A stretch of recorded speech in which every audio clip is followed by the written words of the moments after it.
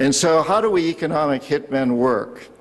Well, the most common way, and Dave just read a bit of that, is that we will identify a country, a third world country, that has resources that our corporations covet, like oil. And then we'll arrange a huge loan to that country from an organization like the World Bank. But this loan doesn't go to the country. Instead, it goes to U.S. corporations, Halliburton, Bechtel, Brown and Root, you know the names, those are the ones that get the money.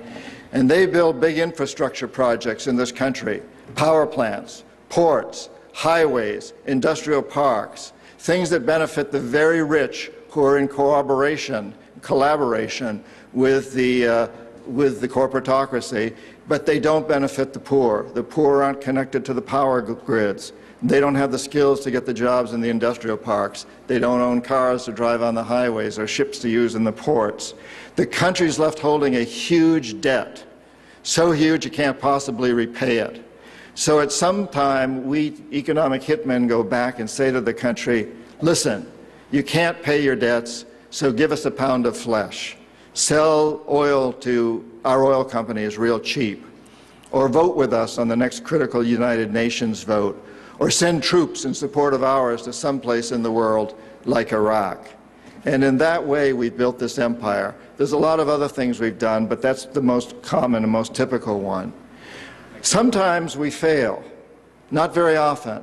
I failed miserably in Panama with Omar Torrijos, I personally, and in Ecuador with Jaime Roldos. And I detail this in the books, but what happens then is what we call the jackals go in.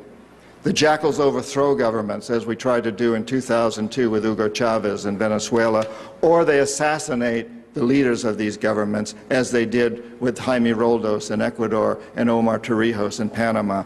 I felt deeply guilty for that, because I particularly liked Torrijos, who I knew quite well personally, and I knew that if I failed to bring him around, the jackals were likely to step in, and they did. He died in a fiery airplane crash. I have no doubt it was a CIA orchestrated assassination done by jackals.